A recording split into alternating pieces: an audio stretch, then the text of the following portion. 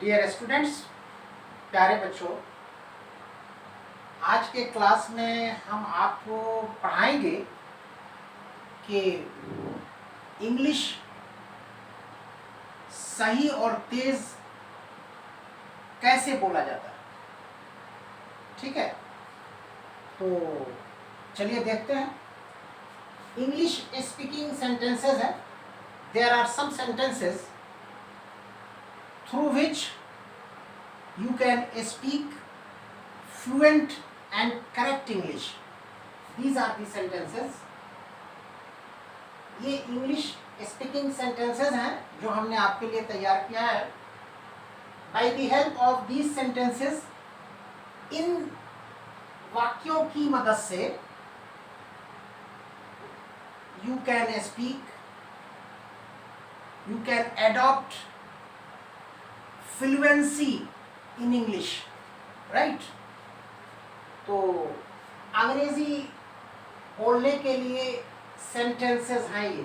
English speaking sentences का अर्थ है कि अंग्रेजी बोलने के लिए जिन वाक्यों की ज़रूरत होती है वो वाक्य हैं, ये सेंटेंस हैं ये। तो चलिए देखिए, पहला सेंटेंस है ही is buying the fruit. He is buying the fruit, first है। इसकी हिंदी है वो फल खरीद रहा है, ये अफर्मेटिव सेंटेंस है। सेकंड है 2 number, is he buying the fruit, इसकी हिंदी है क्या वो फल खरीद रहा है, और ये इंटेरोगेटिव सेंटेंस है। तीसरा नंबर है 3rd number, is he not buying the fruit, is he not buying the fruit, इसकी हिंदी है क्या वह फल नहीं खरीद रहा है। ये सेंटेंस इंटेरोगेटिव प्लस निगेटिव है। हमने यहाँ INT लिखा है प्लस NEG लिखा है। INT का अर्थ आप ये समझिए इंटेरोगेटिव सेंटेंस जोड़ दीजिए, और NEG का अर्थ आप ये समझिए निगेटिव सेंटेंस जोड़ दीजिए। मतलब इंट्रोगेटिव सेंटेंस और निगेटिव सेंटेंस है ये 3 नंबर।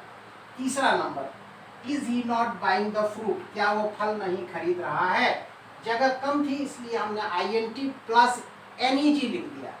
अब 4 नंबर देखिए, 4 number, he is not buying the fruit, इसकी हिंदी है वो फल नहीं खरीद रहा है, ये निगेटिव सेंटेंस है। और 5 नंबर देखिए, 5 number, why is he buying the fruit, इसकी हिंदी है वो फल क्यों खरीद रहा है, ये WH सेंटेंस है, राइट। अब 6 नंबर देखिए, 6 number, why is he not buying the fruit, why is he not buying the fruit, इसकी हिंदी है वह फल क्यों नहीं खरीद रहा है, ये WH सेंटेंस है प्लस निगेटिव सेंटेंस है। So these are the sentences for speaking correct and right English.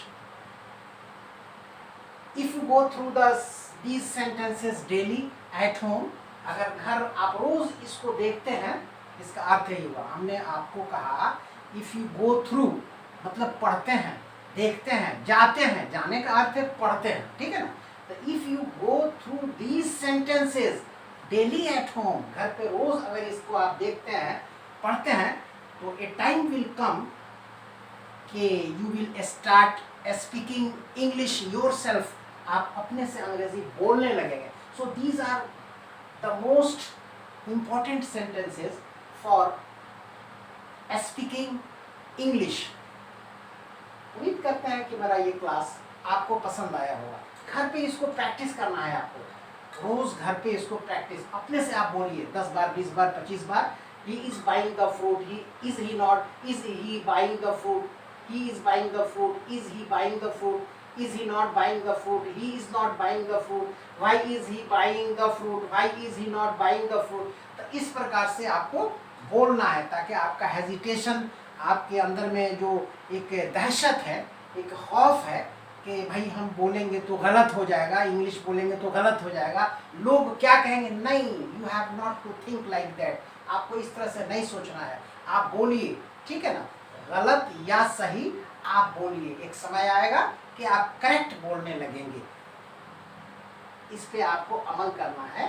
जो हम बता रहे हैं उस पे आप अमल करेंगे तो आप करेक्ट बोलेंगे ही, ठीक है, करेक्ट ही बोलना है। लेकिन बोलने के दौरान कुछ गलतियां होती हैं तो उसको आपको माइंड नहीं करना है। हर शख्स बोलता है तो बोलने में जो है स्पीकर से कुछ गलतियां हो जाती हैं, तो आप उसको ध्यान नहीं देना है।